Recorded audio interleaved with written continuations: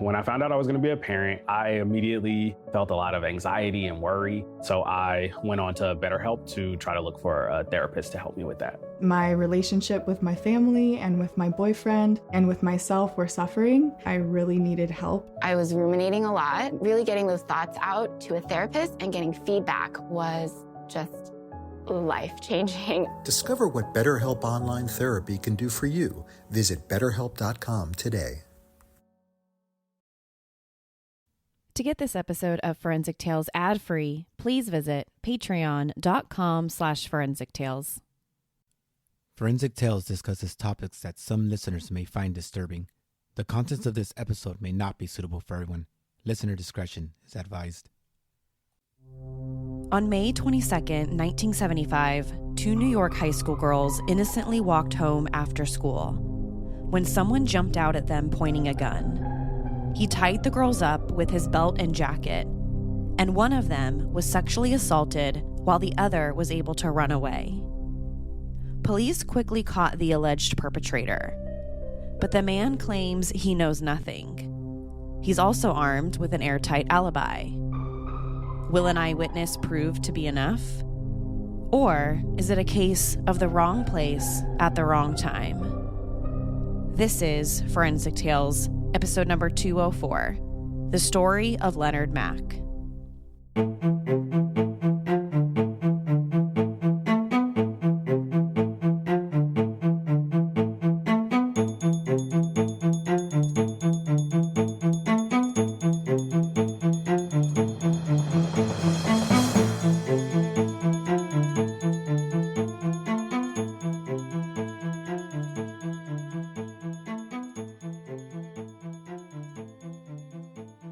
Welcome to Forensic Tales. I'm your host, Courtney Fretwell Areola. Forensic Tales is a weekly true crime podcast covering real, spine-tingling stories with a forensic science twist. Some cases have been solved with forensic science, while others have turned cold. Every remarkable story sends us a chilling reminder that not all stories have happy endings. As a one-woman show, your support helps me find new compelling cases, conduct in-depth fact-based research, and produce and edit this weekly show. You can support my work in two simple ways. Become a valued patron at patreon.com/Forensic Tales and leave a positive review. Now, let's get to this week's episode. One of the most serious criminal charges in society today is sexual assault or rape. Someone convicted of rape can be sentenced to decades behind bars, sometimes even longer if there are aggravating factors like using a weapon. Once someone is convicted, they're usually labeled as a sex offender for the rest of their life. Upon release from custody, the conviction hurts their job hunt or housing search. Additionally, being known among inmates as someone held for rape can prove deadly. Sexual assault is also one of the worst crimes you can do to someone. It violates the victim in a way that no human should ever experience. Many of these victims spend the rest of their lives trying to deal with and cope with the assault. Almost 50 years ago today, on May 22nd, 1975, around 3 o'clock p.m., two 12th grade high school students from Woodland High School were walking home from school near a wooded area in New York, a relatively small town in western Westchester County, New York. As the girls walked home from school, a man they had never seen before approached them, holding a gun. The man told the teenage girls not to scream or do anything stupid, otherwise he would shoot and kill them. With no other choice, the girls complied. They didn't know what this person was capable of, and without anyone else around, they did exactly as the attacker said. Using his belt and a shredded-up jacket, he blindfolded, gagged, and bound both of the girls by their wrists and ankles. He then took them to a secluded area once he had them under his control. Then he started sexually assaulting one of the girls, leaving her friend tied up next to her. But while the assault was happening to one of the girls, the other girl broke free from the belt and torn-up jacket. She somehow managed to get the blindfold off of her eyes and binding around her wrist and ankles, and ran away before she could be assaulted or even killed. As soon as the girl got far enough away, she ran to get help for her friend. She knew she was being assaulted, but had no idea whether the guy was going to kill her friend or not. So she ran to get help as fast as she could. She made it back to her high school, where she told one of her teachers what had happened, and that teacher immediately called the police. Fortunately, the girl who had been sexually assaulted was still alive. She was able to break free from her restraints after the man raped her twice and ran away.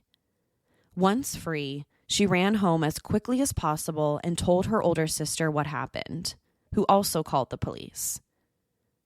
But by the time the cops were called, the man responsible was nowhere to be found. He was long gone from the scene. All the police could do at that point was to get the girl to the hospital so that she could be examined and have a rape kit done to try and collect any evidence. Once released, the police sat down and interviewed both of the teenage girls. They were both able to provide detectives with a description of their attacker. They said he was a black man in his early 20s, clean-shaven, with close-cropped hair. They also said he was wearing a black hat with white trim, black pants, and a tan jacket with a gold earring in his left ear. Now, from a law enforcement standpoint, this was pure gold. In many cases, sexual assault victims aren't able to provide much of a physical description of their attacker.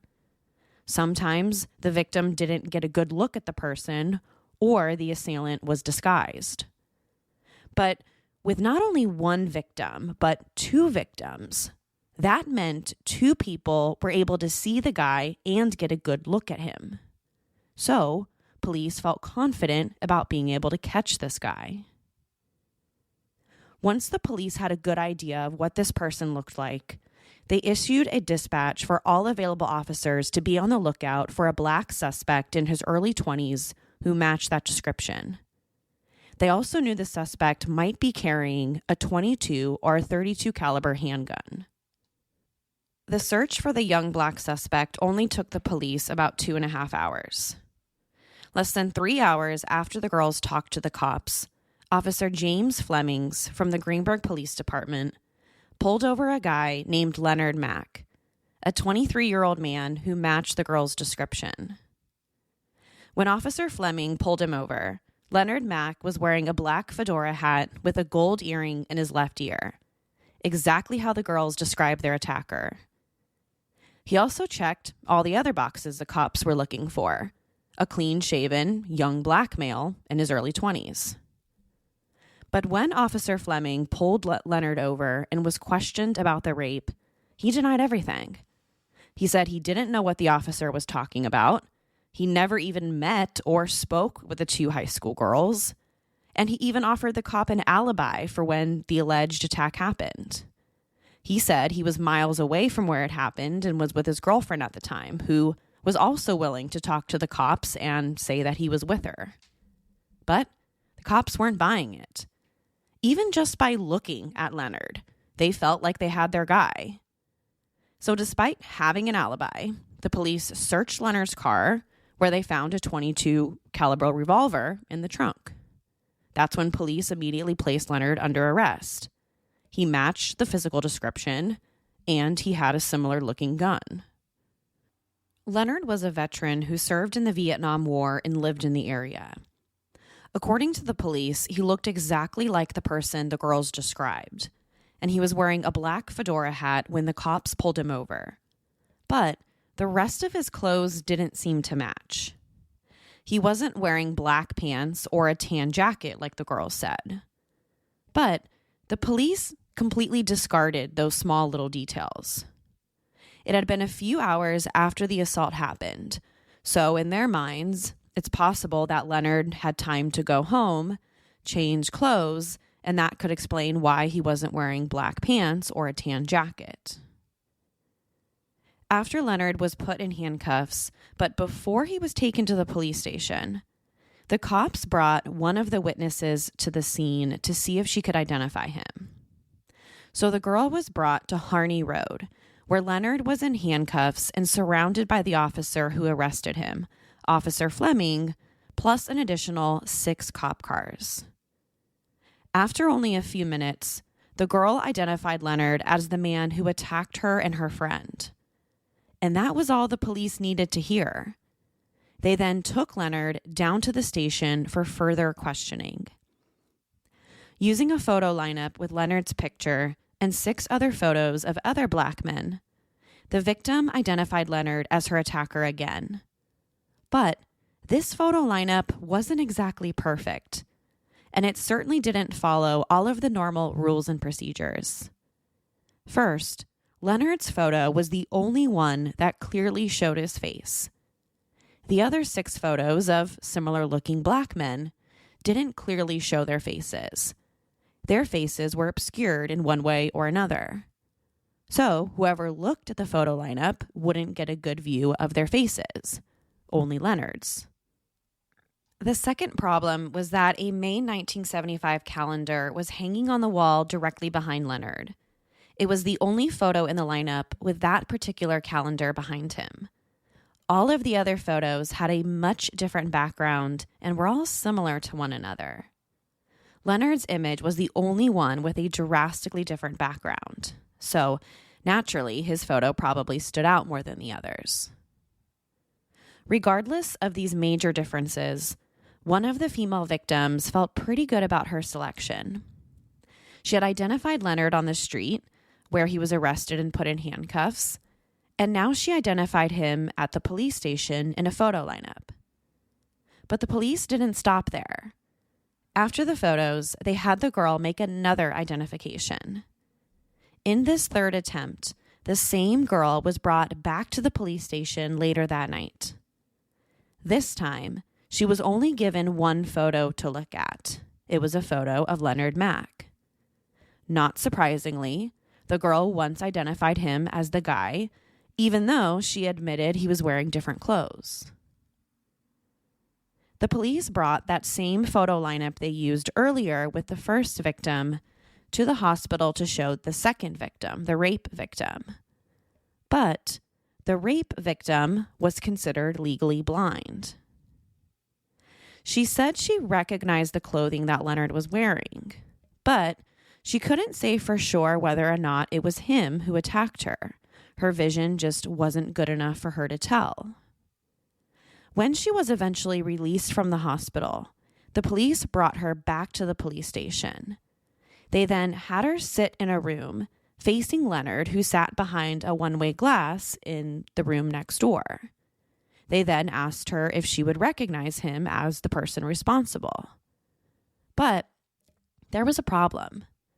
The police didn't ask her to identify Leonard by herself.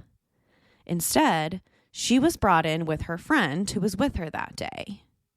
So when the police asked her if she could identify him, her friend immediately jumped in and said, "Yeah, that's him." The victim, again, who's legally blind, then just went with what her friend said. Next, police investigated Leonard's voice. They had Leonard repeat apparently what he said at the scene.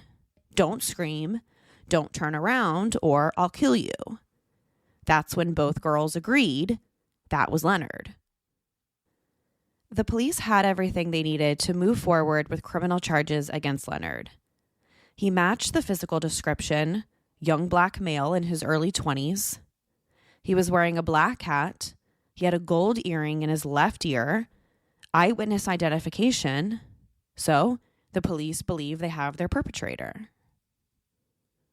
Leonard Mack was ultimately charged with first-degree rape and 2 counts of criminal possession of a weapon. But Leonard denied everything. He said he was innocent and they arrested the wrong guy, something that police and prosecutors probably hear all the time. Leonard's trial got underway in March 1976, a full 10 months after he was arrested. The stars of the prosecution's case were the 2 witnesses who identified Leonard in the first place. But his defense had their own set of star witnesses.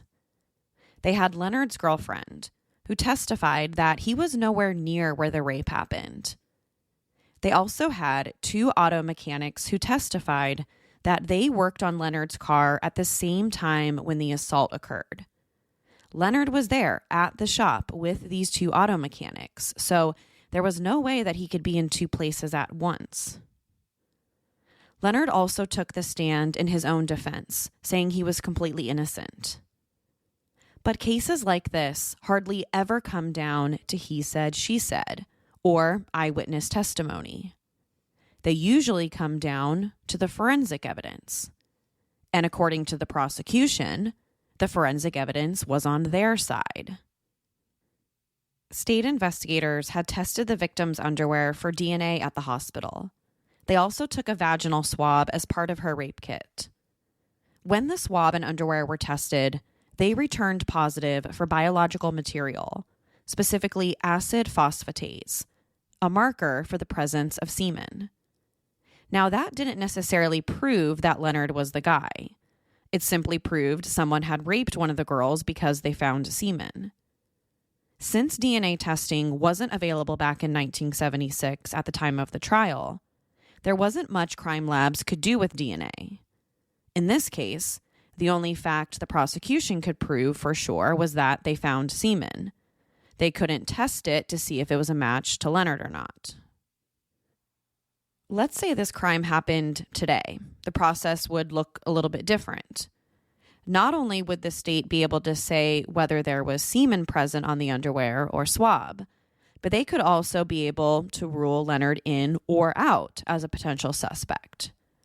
But that wasn't the case back in 1976. One of the biggest witnesses for the defense was Dr. Alexander Weiner from the Office of Chief Medical Examiner in New York City. He testified that yes, semen was found on the vaginal swab and the girl's underwear. But he believed this sample actually excluded Leonard as a suspect. When he tested the semen sample, he discovered that the suspect had type A blood type. Leonard didn't have type A blood. So according to the defense, Leonard couldn't have committed the rape. At the time, blood typing was the only type of DNA testing being performed. They could pull DNA from a crime scene and then be able to tell what the person's blood type was, A, B, or O. But that's pretty much it. And now we find out that Leonard's blood doesn't even match. He doesn't have type A blood, the type of blood they found during the rape kit. So, case closed. Or was it? The defense had a credible witness testify, again, that Leonard's blood didn't match the semen. But the prosecution challenged this. They cast doubt on Dr. Weiner's testimony by suggesting that Leonard's DNA could have been present on the swab and the underwear, even though the blood type didn't match. Since DNA testing wasn't available in 1976, they could only talk about blood type. So, according to the prosecution, Leonard was still the guilty one. On March 29, 1976, Leonard Mack was found guilty of all 3 charges: first-degree rape and 2 counts of possessing a weapon, despite there not being any available DNA testing. The jury believed the victims who identified him as the suspect, and they convicted him of every charge. Leonard was sentenced to 7.5 to 15 years in prison, and he would forever be labeled as a violent rapist, someone who attacked and assaulted 2 young teenage girls. Leonard and his attorneys immediately filed an appeal, but it was rejected, and the original conviction was upheld in 1977. So he remained in prison despite continuing to maintain his innocence. While in prison, Leonard filed 2 separate motions for a new trial in 1980. But much like the original appeal, both of the motions were denied. This meant that he was at the end of his road and would have to serve out the rest of his sentence until he was granted parole. After serving over 6 years in prison, Leonard was released on parole on December 13, 1982. and Leonard did his very best to move on with his life. He knew he would always be labeled a felon and a rapist, but he didn't want that to be all he was known for, especially not a crime he said he didn't commit. But it's extremely hard for convicted felons to move past their convictions. After being released from prison, they usually have a hard time fitting back into everyday society. They struggle to find work. They sometimes end up homeless or couch surfing. And of course, society continues to label them a criminal despite serving their time. Then there's the reality that, unfortunately, many of these people end up right back in prison. Leonard eventually moved to South Carolina, but never stopped trying to clear his name. He didn't want to be labeled a rapist for the rest of his life. So many years later, in 2019, Leonard decided it was time to fight back. He picked up the phone and contacted the Innocence Project, an organization whose mission is to free innocent people and prevent wrongful convictions. Normally, people contact the Innocence Project because they're stuck behind bars, still serving their sentences. But this case was a little different. Leonard Mack wasn't behind bars. He had been free for 36 years before he decided to contact them. But proving his innocence still mattered to him.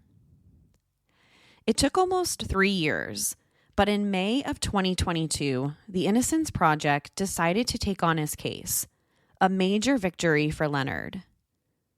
For an organization like the Innocence Project, to choose to work on his case is a huge vote of confidence. They're evaluating anywhere from 6,000 to 8,000 potential cases to work on at any given time, and they can only take a small amount of those. Plus, Leonard was a free man. Most of the people who write to the Innocence Project are prisoners. They rarely decide to work on a case where the accused has already served their time.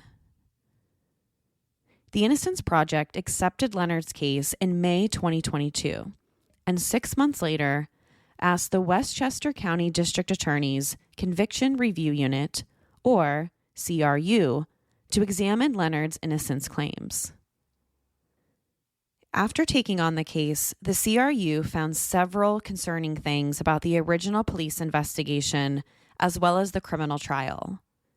For starters, they discovered that the eyewitness identifications were, quote, tainted by problematic and suggestive procedures used by the police, end quote. Second, when they obtained the victim's underwear and Leonard's underwear and had them tested by the Westchester County Department of Laboratories and Research, Leonard's DNA was excluded as being the source of DNA on the victim's underwear. In other words, now that they finally had advanced DNA testing, this testing proved that his DNA didn't match. This also explains why his blood type didn't match either all those years earlier. After almost 5 decades, the authorities finally realized they might have the wrong guy. The DNA from the victim's underwear was submitted to all the available databases for comparison to see if they could find a match. Maybe whoever it belonged to had committed another crime and their DNA was on file. They were right. Not long after the DNA was submitted for comparison, the authorities got a hit. It was for a man who had been convicted of a burglary and rape that happened in Queens, New York, just weeks after the assault of the 2 high school girls. He also had a 2004 conviction of burglary and sexual assault of a woman in Westchester County. Again, the same county where the original crime happened in 1975. Armed with this new information, an investigator with the Westchester County District Attorney's Office went to interview the man whose DNA matched the DNA from the victim's underwear. To everyone's surprise, the criminal confessed. He said yes, he was the guy who attacked those 2 high school girls back in 1975 as they walked home from school. But here's the problem, and it's a really big problem. This guy couldn't be arrested for anything. Despite his DNA matching, and despite the fact someone else had already spent over 6 years in prison for a crime that he committed, he couldn't be arrested or charged with anything. Unfortunately, the statute of limitations had already passed. So, the prosecutor's hands are tied. But something could be done about Leonard Mack. On August 31st, 2023, District Attorney Miriam Broca with the Westchester County District Attorney's Office filed a motion asking the judge to vacate Leonard's 1976 conviction of rape and 2 counts of possessing a weapon. Following the motion, the DA had this to say, quote, "We were able to prove Mr. Mack's innocence in large part due to our independent conviction review unit's commitment and Mr. Mack's unwavering strength fighting to clear his name for almost 50 years." End quote. Only about a week after the prosecution's motion, the judge vacated Leonard's conviction and dismissed the case on September 5th, 2023. After her decision, the judge came off the bench to hug Leonard and shake his hand. The duration of Leonard Mack's wrongful conviction of more than 48 years is the longest in U.S. history to be overturned by DNA evidence. So how exactly did this happen? Who's to blame for Leonard's 48-year-long wrongful conviction? And can something like this ever happen again? According to the Innocence Project, 3 obvious police procedures went really wrong with Leonard's case. Number 1, multiple eyewitness misidentifications. According to the Innocence Project, both of the girls who were victims in this case were asked to identify Leonard in a series of highly suggestive and problematic identification procedures. The first was having one of the victims come to the scene where Leonard was originally arrested to identify him. When she got there, Leonard was already in handcuffs and surrounded by at least 6 cop cars. So from the outside looking in, you would assume this person is guilty or did something wrong. He visually looks guilty. The second was the photo lineup. Leonard was the only one in the lineup looking directly at the camera when his photo was taken. The other 6 potential suspects were all looking in a different direction, so the girl didn't get a clear look at their faces. The background was also much different behind Leonard, making his photo stick out. A common mistake made by the police when creating flawed photo lineups. Finally, there was the second victim, who was considered legally blind at the time. Even though it was well documented that she couldn't tell someone's gender if they were more than 10 feet away from her, she was still asked to identify Leonard. According to the Innocence Project, she also couldn't tell what color someone's clothes were if they were standing more than 5 feet away.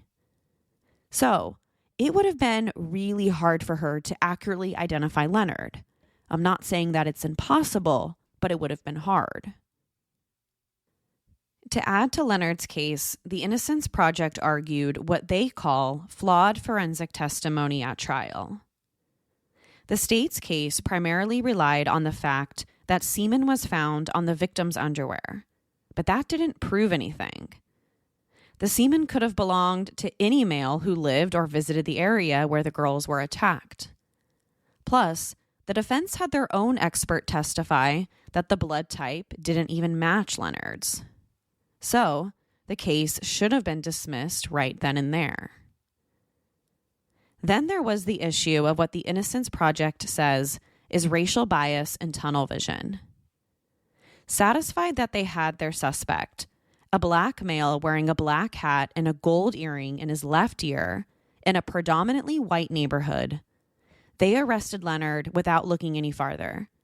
Leonard fit the mold, so he was arrested, case closed.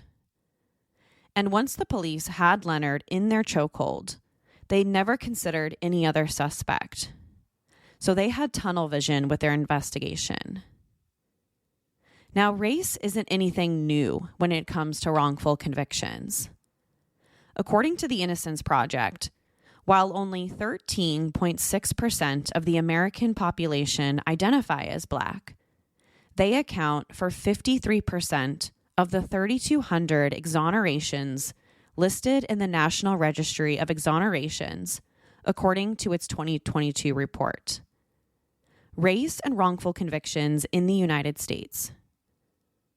Based on exonerations, innocent Black Americans are 7 times more likely than white Americans to be falsely convicted of serious crimes.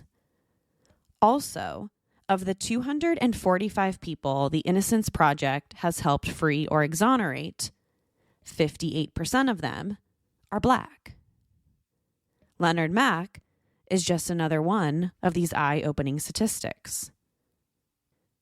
Susan Friedman, one of Leonard's attorneys with the Innocence Project, had this to say, quote, "Mr. Mack has lived with the stigma of this wrongful conviction for nearly 5 decades. His courage and determination are why we now have indisputable scientific evidence that proves his innocence." End quote. In another statement, Leonard himself said this, quote, "For 48 years, 48 long years, I walked around society being labeled a rapist when I knew I didn't do it. But I never gave up hope. It kept me going. Now to this day is here, I just thank God. I thank God that finally the truth came out. Now I can truly say I'm free. Not when I get out of Sing Song, but when I walk out of here today. After 48 years, I'm walking out a free man." End quote. Leonard Mack's wrongful conviction is the longest in U.S. history to be overturned with DNA evidence. His case might just be the first in a string of many others soon to come. DNA advancements will soon help other innocent people.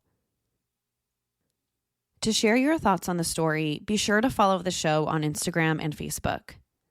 To find out what I think about the case, sign up to become a patron at patreon.com/forensictales. After each episode, I release a bonus episode where I share my personal thoughts and opinions about the case. Don't forget to subscribe to Forensic Tales so you don't miss an episode. We release a new episode every Monday. If you love the show, consider leaving us a positive review or tell friends and family about us. You can also help support the show through Patreon. Thank you so much for joining me this week. Please join me next week. We'll have a brand new case and a brand new story to talk about. Until then, remember, not all stories have happy endings. Forensic Tales is a Rockefeller audio production. The show is written and produced by me, Courtney Fretwell Areola.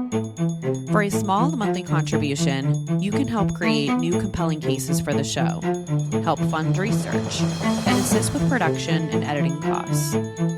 For supporting the show, you'll become one of the first to listen to new ad-free episodes and snag exclusive show merchandise not available anywhere else. To learn about how you can support the show, head over to our Patreon page, patreon.com/forensictales, or simply click the support link in the show notes. You can also support the show by leaving a positive review or telling friends and family about us.